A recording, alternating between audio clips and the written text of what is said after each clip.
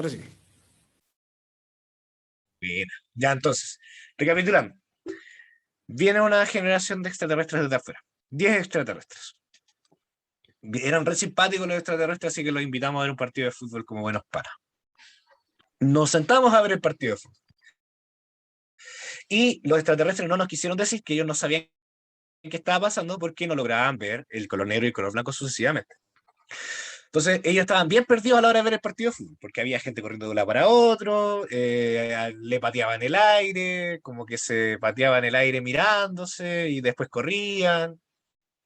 Y de tanto en tanto, eh, el último jugador de cada equipo como que se caía al piso y a veces se celebraba y todos gritaban y otras veces no, y cuando todos gritaban, el árbitro, o sea, el único que estaba vestido diferente tocaba el silbato y se anegretaba un tanto.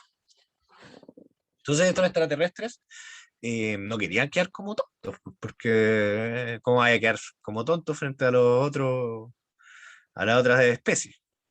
Entonces ellos empiezan a juntarse, a reunirse, así como acércate amiguitos, y empezaron a deducir cosas, empezaron a notar e intentar entender qué estaba pasando ahí.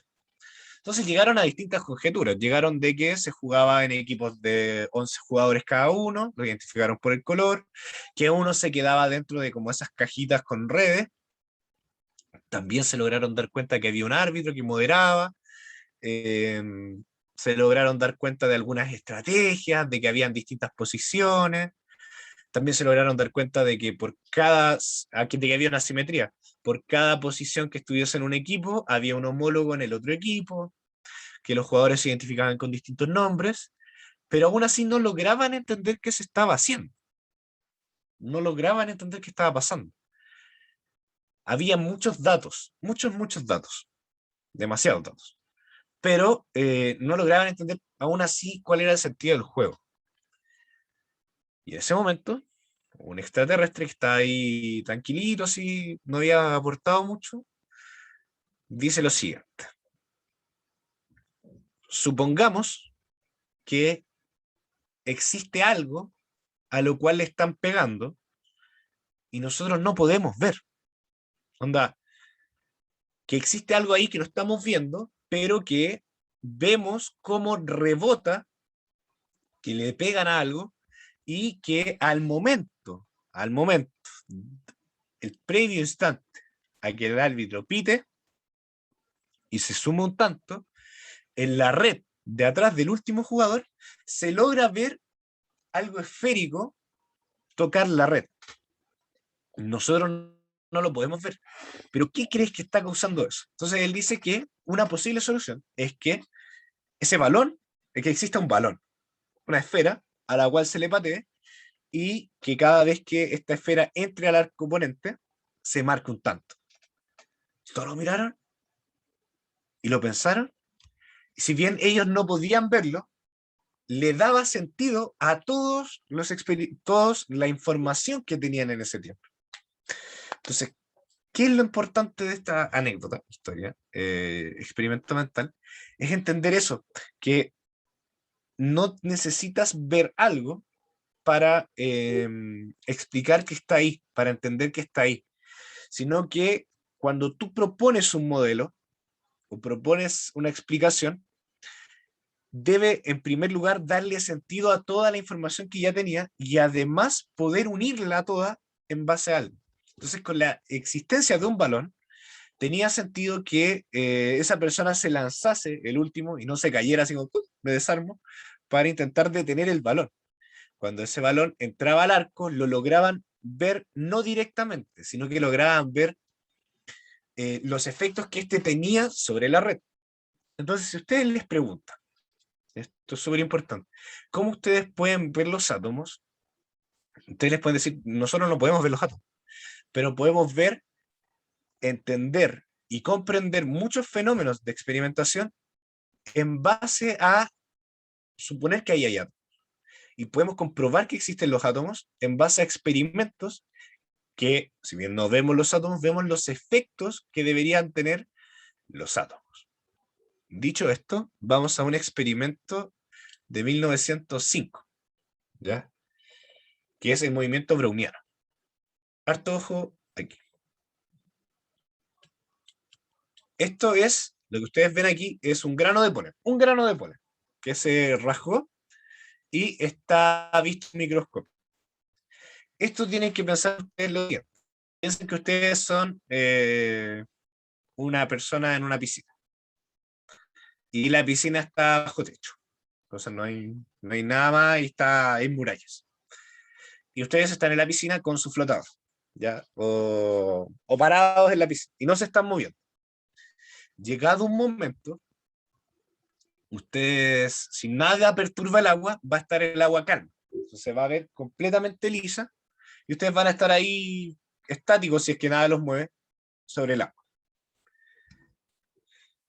Don, en el 1860, un botánico, en su afán de estudiar las plantas, estaba estudiando el polen y por esas cosas de la vida se le cayó el polen al agua. Que bueno, el vaso de agua que tenía ahí, nada que hacer, que es Brown, si no me equivoco, es el nombre del botánico. Y ese vaso de agua estaba tapado, nada estaba moviendo la mesa. Pasó el tiempo, porque él fue a buscar algo, otro vaso de agua para tomarse, no iba a botar el polen, dijo, ya, bueno, esa. Dio cuenta que el polen estaba... Y decía, pero, a ver, ¿cómo que, por qué se están moviendo las partículas? Como pueden ver ahora en la diapositiva, ¿por qué se están moviendo las partículas? O sea, no hay nada que las esté moviendo. Esta es una imagen real a todo esto. O sea, es un video real de lo que yo les digo, de un granito de palo en abierto. Entonces Brown dijo, qué raro. Y lo intentó explicar y no logró explicarlo. No lo logró. Y se conocería después como uno de el movimiento browniano. Y varios científicos intentaron explicarlo. Entonces un día, un joven Einstein, en 1905, cuando había escrito uno de sus 3 textos históricos, por así decirlo, se propone a describir el movimiento browniano. Y él dice, a ver, si nada lo está moviendo que lo podamos ver, supongamos, al igual ¿cómo se llama? Que el extraterrestre que propuso que existía un balón, supongamos que hay pequeñas partículas que le están pegando a esos granos de polen.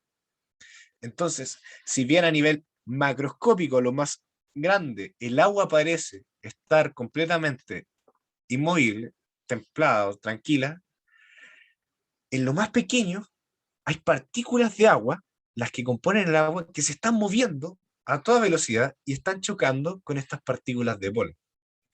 Ustedes dirán, ya, pero entonces, Ignacio, si tú me dijiste que yo estaba en una piscina y no me movía, ¿por qué esas partículas de polen se están moviendo?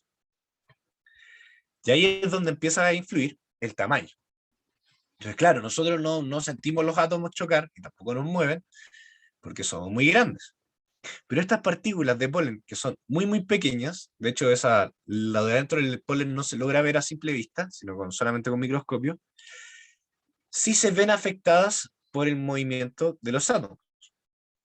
De hecho, mientras más pequeño el objeto, las podrías partir el movimiento, más acelera el movimiento. Que las partículas le están dando mayor efecto.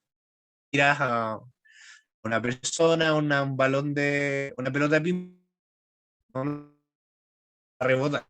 En cambio, si le tiras un mazacote, no sé, pues, una piedra, ahí sí vas a mover a la persona. Tiene mayor masa y mayor tamaño. No pasa acá. Las partículas son tan pequeñas, decía Einstein, que se movían tan rápido que chocaban a estas partículas que eran no tan pequeñas que nosotros podíamos ver, y eso explicaría el movimiento. Te dirán, ya, pero Ignacio, esa es una suposición, no. Entonces, Einstein dedujo, en base a ecuaciones matemáticas y el estudio del movimiento, de qué tamaño tenían que ser esos átomos. O sea, partículas, no le llamó. Él tomó el concepto de Dalton y dijo, aquí está. Dalton tenía razón. las partículas muy pequeñitas tenían que ser, no sé, como 1 millón de veces más pequeño que un cabello para que se pudiese mover y para que pudiese explicar el movimiento de este polen. Entonces, para comenzar ya modelos atómicos, propiamente tal, y terminar esta clase, el primero que comprueba el movimiento de los átomos y la existencia de los átomos empíricamente, suponiendo que existen pequeñas partículas y luego cuantizando este tamaño, es Albert Einstein.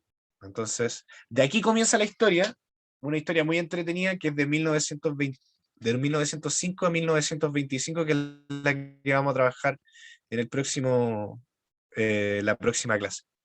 Entonces, recordemos, partimos de la idea de Demócrito. Todo está compuesto por átomos. Demócrito no tuvo cómo probarlo. Después vino John Dalton.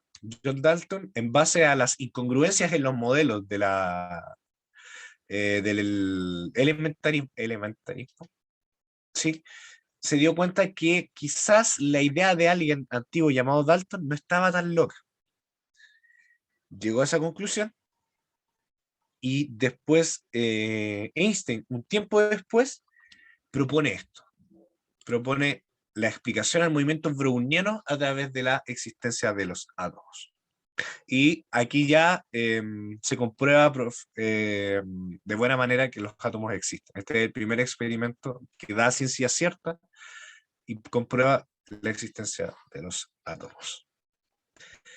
Eso, estudiantes. Esto es todo por hoy. Nos vemos el lunes. Quien tiene clase conmigo el lunes, y nos vemos con las otras personas el jueves. Y quien no me logre ver, nos vemos los sábados en la resubida en las clases de YouTube. Les recomiendo el video que les dejo aquí, cómo sabemos que existen los átomos, como cápsula, para que le den una vueltita por ahí. Cuenta y explica de mayor detalle la historia que yo les conté de los extraterrestres, y además suma otros recursos históricos bien entretenidos. Así que se los recomiendo como profundización. La misma recomendación de la clase pasada, vean el documental Atom, Choque de Titanes, Choque de Gigantes, eso, Choque de Gigantes, en donde se trabaja en 1 hora y media lo que nosotros vamos a trabajar estas 4 clases. Así que eso, muchas gracias por todo y nos vemos la próxima. Profe, buenas noches. Buenas noches, profe. Que esté Chao. bien. Buenas noches.